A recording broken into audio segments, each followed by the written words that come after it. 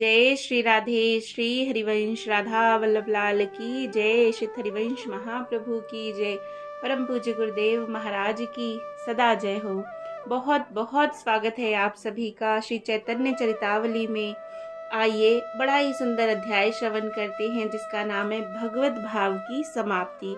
पिछले अध्याय में हम सुन रहे थे कि प्रभु चैतन्य देव अपने ही शरीर में सभी देवी देवताओं के जो भी इष्ट हैं, जो उनके भक्त हैं, जिस भी स्वरूप को मानते हैं उसके दर्शन कराते हैं। बड़ा ही सुंदर अध्याय था और आज का अध्याय भी बड़ा ही प्यारा है। पर इसे शुरू करने से पहले चलिए एक बार महाप्रभु को आनंद देने वाला हरि नाम गाते हैं। मेरे साथ आप भी गाएं। हरे कृष्णा कृष्णा कृष्ण हरे हरे, हरे राम राम राम हरे हरे। जय श्री राधे। श्री हरिवंश। हरे कृष्णा। हरि बोल। राधे राधे। चलिए शुरू करते हैं भगवत भाव की समाप्ति। संसार में यह नियम है, जो मनुष्य जितना बोझ ले सकता है समझदार लोग उसके ऊपर उतना ही बोझ लादते हैं। यदि कोई अज्ञानवश किसी के ऊपर उसकी शक्ति से अधिक बोझ लाद दे तो या तो वह उस बोझ को बीच में ही गिरा देगा या उससे मूर्छित होकर स्वयं ही भूमि पर गिर पड़ेगा। इसी प्रकार भगवान अपने संपूर्ण तेज अथवा प्रेम को कहीं भी प्रकट नहीं करते। जहाँ जैसा अधिकारी देखते हैं वहाँ वैसा ही अपना रूप बना लेते हैं। भगवान के तेज की तो बात ही दूसरी है। मनुष्यों में जो सदाचारी, तपस्वी, कर्मनिष्ठ, संयमी, सत चरित्र और तेजस्वी पुरुष होते हैं उनके सामने भी शुद्र प्रकृति के असंयमी और इंद्रिय लोलो पुरुष अधिक देर तक बैठकर बातें नहीं कर सकते। उनके तेज के सम्मुख उन्हें अधिक देर ठहरना असह्य हो जाता है। किसी विशेष कारणवश उन्हें वहां बैठना भी पड़े तो वह समय भार सा मालूम पड़ता है। इसीलिए भगवान के असली तेज के दर्शन तो मायाबद्ध जीव को इस पांच भौतिक शरीर से हो ही नहीं सकते। उन्हें भगवान के माया विशिष्ट तेज के ही दर्शन होते हैं। तभी तो भगवान ने अर्जुन को विश्व रूप दिखाने पर भी पीछे से संकेत कर दिया था कि यह जो रूप तुझे दिखाया था यह भी एक प्रकार से माइक है। मायाबद्ध जीव को शुद्ध स्वरूप के दर्शन हो ही नहीं सकते। इतने पर भी उसके पूर्ण तेज को अधिक देर सहन करने की देवताओं तक में शक्ति नहीं है, फिर मनुष्यों की तो बात ही क्या। भक्तों के हृदय में एक प्रकार की अपूर्व ज्योति निरंतर जलती रहती है, किंतु प्रत्यक्ष रूप से उन्हें भी अधिक काल तक भगवान का तेजोमय स्वरूप असह्य हो जाता है। हाँ, मधुर भाव से तो वे निरंतर अपने प्रियतम के साथ क्रीड़ा करते ही रहते हैं। वह भाव दूसरा है, उसमें तेज, ऐश्वर्य तथा महत्ता का अभाव है। उसके बिना तो भक्त जी ही नहीं सकते। वह मधुर भाव ही भक्तों का सर्वस्व है। उच्च भाव तो ऐश्वर्य तथा तेजोमय रूप के दर्शनों की इच्छा ही नहीं करते। भगवत इच्छा से कभी स्वतः ही हो जाए तो दूसरी बात है। प्रभु को भगवत भाव से पूरे 7 प्रहर बीत गए। दिन गया, रात्रि का भी अंत होने को आया, किंतु प्रभु के तेज तथा ऐश्वर्य किसी भी प्रकार का परिवर्तन नहीं दिखाई दे रहा था। जय श्री राधे। भक्त ज्यों के त्यों बैठे थे, ना तो कोई कहीं अन्यत्र भोजन करने गया और ना कोई पैर फैलाकर सोया। चारों ओर से प्रभु को घेरे हुए भक्त बैठे ही रहे। रात्रि के अंत होने पर प्रभात का समय हो गया। अद्वैताचार्य ने देखा सभी भक्त घबराए हुए से हैं। वे अब अधिक देर तक प्रभु के अलौकिक तेज को सहन नहीं कर सकते।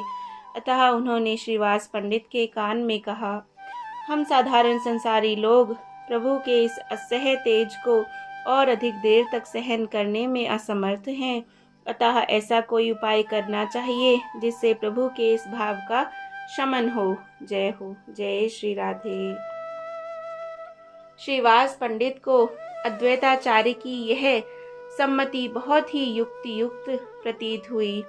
उनकी बात का समर्थन करते हुए वे बोले, हाँ, आप ठीक कहते हैं। इस ऐश्वर्य में रूप की अपेक्षा तो हमें गौर रूप ही प्रिय है। हम सभी मिलकर प्रभु से प्रार्थना करें कि हे प्रभु, अब इस अपने अद्भुत अलौकिक भाव का स्मरण कीजिए और लोगों को फिर उसी गौर रूप में दर्शन दीजिए।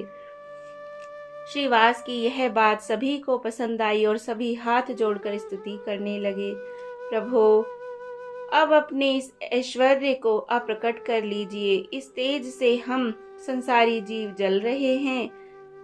हमें इससे अधिक काल तक सहन करने की शक्ति नहीं। अब हमें अपना वही असली गौर रूप दिखाइए। भक्तों की ऐसी प्रार्थना सुनकर प्रभु ने बड़े जोर के साथ हुंकार मारी। हुंकार मारते ही उन्हें एकदम मूर्छा आ गई और मूर्छा आने पर कहते हुए कि अच्छा तो लो, अब हम जाते हैं। अचेतन होकर सिंहासन से भूमि पर गिर पड़े। भक्तों ने जल्दी से उठाकर प्रभु को एक सुंदर से आसन पर लिटाया। प्रभु मूर्छित दशा में ज्यों के त्यों ही पड़े रहे, तनिक भी इधर उधर नहीं हिलडुल रहे थे। प्रभु को मूर्छित देखकर सभी भक्त विविध भांति के उपचार करने लगे। कोई पंखा लेकर प्रभु को वायु करने लगे, सुगंधित तेल और शीतल लेप प्रभु के मस्तक पर लेपने लगे, किंतु प्रभु की मूर्छा भंग नहीं हुई। प्रभु की परीक्षा के निमित्त अद्वैत और श्रीवास आदि प्रमुख भक्तों ने प्रभु के संपूर्ण शरीर की परीक्षा की। उनकी नासिका के सामने बहुत देर तक हाथ रखे रहे, किंतु सांस बिल्कुल चलता हुआ मालूम नहीं पड़ता। हाथ पैर तथा शरीर के सभी अंग प्रत्यंग संज्ञा शून्य से बने हुए थे। जिस अंग को जैसे भी डाल दो वह वैसे ही गिर पड़ता।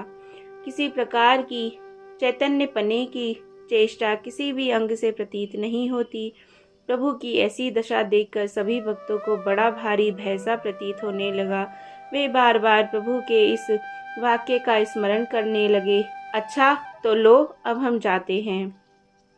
बहुत से तो इससे अनुमान लगाने लगे कि प्रभु सचमुच हमें छोड़कर चले गए। बहुत से कहने लगे, यह बात नहीं, वह तो ऐश्वर्य, प्रभु के ऐश्वर्य और तेज के संबंध का भाव था। हमारे गौर हरि तो थोड़ी देर में चैतन्य लाभ कर लेंगे, किंतु उनका यह अनुमान ठीक होता दिखाई नहीं देता था। प्रातःकाल से प्रतीक्षा करते करते दोपहर हो गया, किंतु प्रभु की दशा में कुछ भी परिवर्तन नहीं हुआ। वे उसी भांति संज्ञा शून्य पड़े रहे।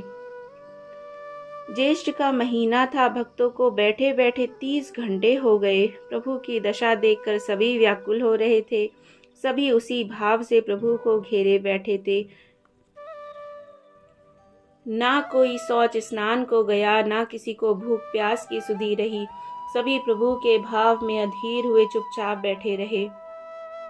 बहुतों ने तो निश्चय कर लिया कि यदि प्रभु को चेतना लाभ ना हुई तो हम भी यहीं बिना खाए पिए प्राण त्याग देंगे। इसी उद्देश्य से बिना रोए पीटे धैर्य के साथ प्रभु के चारों ओर बैठे रहे। कल प्रातःकाल श्रीवास पंडित के घर के किवाड़ जो बंद किए थे वे ज्यों के त्यों ही बंद ही थे। प्रातःकाल कोई भी कहीं निकलकर बाहर नहीं गया। इस घटना की सूचना सची माता को भी देना उचित नहीं समझा, क्योंकि वहां तो प्राय सब के सब अपने अपने प्राणों की बाजी लगाए बैठे। इसी बीच एक भक्त ने कहा, अनेकों बार जब प्रभु मूर्छित हुए हैं तो संकीर्तन की सुमधुर ध्वनि सुनकर वे सचेत हो जाते हैं। क्यों नहीं प्रभु को चैतन्यता लाभ कराने के निमित्त संकीर्तन किया जाए। यह बात सभी को पसंद आई और सभी चारों ओर से प्रभु को घेर कर संकीर्तन करने लगे। सभी भक्त अपने कोमल कंठ से करुणा मिश्रित स्वर में ताल स्वर के साथ वाद्य बजाकर हरे कृष्णा कृष्णा कृष्ण हरे हरे, हरे राम राम राम हरे हरे इस महामंत्र का संकीर्तन करने लगे। संकीर्तन की नवजीवन संचारी प्राणों में भी प्यारी धुनी को सुनकर प्रभु ने शरीर में रोमांच होने लगा। सभी को प्रभु का शरीर पुलकित सा प्रतीत होने लगा। अब तो भक्तों के आनंद की सीमा नहीं रही। वे नाम संकीर्तन छोड़कर प्रेम में विवल हुए पद संकीर्तन करने लगे। प्रभु के शरीर की पुनः परीक्षा करने के निमित्त अद्वैताचार्य ने उनकी नासिका पर अपना हाथ रखा। उन्हें श्वासों का आवागमन प्रत्यक्ष प्रतीत होने लगा। इतने में ही प्रभु ने एक जोर की हुंकार मारी। हुंकार को सुनते ही भक्तों की विषर्ण मंडली में आनंद की बाढ़ सी आ गई। वे उन्मत्त भाव से जोरों की जय ध्वनि करने लगे। आकाश व्यापी तुमुल ध्वनि के कारण दिशाएं गूंजने लगी। भक्तों के पदाघात से पृथ्वी हिलने लगी। वायु स्थिर सी प्रतीत होने लगी। चारों ओर प्रसन्नता ही प्रसन्नता छा गई। प्रेम में उन्मत्त होकर कोई नृत्य करने लगा, कोई आनंद के वेग को ना सहने के कारण मूर्छित हो गया, कोई शंख बजाने लगा, कोई शीतल जल लेकर प्रभु के श्रीमुख में धीरे धीरे डालने लगा। इस प्रकार श्रीवास का संपूर्ण घर उस समय आनंद का तरंगित सागर ही बन गया, जिसमें भक्तों की प्रसन्नता की हिलोरें उठ उठकर दसों दिशाओं में गुंजाती हुई भीषण शब्द कर रही थीं। थोड़ी ही देर के अनंतर प्रभु आंखें मलते हुए निद्रा से जागे हुए मनुष्य की भांति उठे और अपने चारों ओर भक्तों को एकत्रित और बहुत सी अभिषेक की सामग्रियों को पड़ी हुई देखकर आश्चर्य के साथ पूछने लगे, हैं, ये क्या है? हम कहाँ आ गए? आप सब लोग यहाँ क्यों एकत्रित हैं? आप सब लोग इस प्रकार विचित्र भाव से यहाँ क्यों बैठे हुए हैं? प्रभु के इन प्रश्नों को सुनकर भक्त एक दूसरे की ओर देखकर मुस्कुराने लगे। प्रभु के इन प्रश्नों का किसी ने कुछ उत्तर नहीं दिया। इस पर प्रभु ने श्रीवास पंडित को संबोधन करके पूछा, पंडित जी, बताइए ना, असली क्या बात है? हमसे कोई चंचलता तो नहीं हो गई? अचेतनावस्था में हमसे कोई अपराध तो नहीं बन गया? मामला क्या है? ठीक ठीक बताते क्यों नहीं? अपनी हंसी रोकते हुए श्रीवास पंडित कहने लगे, अब हमें बहकाइए नहीं, बहुत बनने की चेष्टा ना कीजिए। अब यहाँ कोई बहकने वाला नहीं है। प्रभु ने दो गुना आश्चर्य प्रकट करते हुए कहा, कैसा बहकाना? बताते क्यों नहीं? बात क्या है? इस पर बात को टालते हुए श्रीवास ने कहा, कुछ नहीं, आप संकीर्तन में अचेत हो गए थे, इसीलिए आपको चैतन्य लाभ कराने के निमित्त सभी भक्त मिलकर कीर्तन कर रहे थे। इस बात को सुनकर कुछ लज्जित होते हुए प्रभु ने कहा, अच्छा तो ठीक है, आप लोगों को हमारे कारण बड़ा कष्ट हुआ। आप सभी लोग हमें क्षमा करें, बहुत समय बीत गया। अब चलकर गंगा संध्या वंदन करना चाहिए। मालूम होता है अभी प्रातःकालीन संध्या भी नहीं हुई। यह सुनकर सभी भक्त स्नान संध्या के निमित्त गंगा जी की ओर चले। जय हो, जय जय श्री राधे। कितने सुंदर सुंदर चरित्र है ना, कितनी प्यारी प्यारी लीलाएं चल रही हैं। जय जय श्री राधे, जय जय श्री राधे। श्याम श्री चैतन्य महाप्रभु की सदा जय हो, सदा जय हो, सदा जय हो।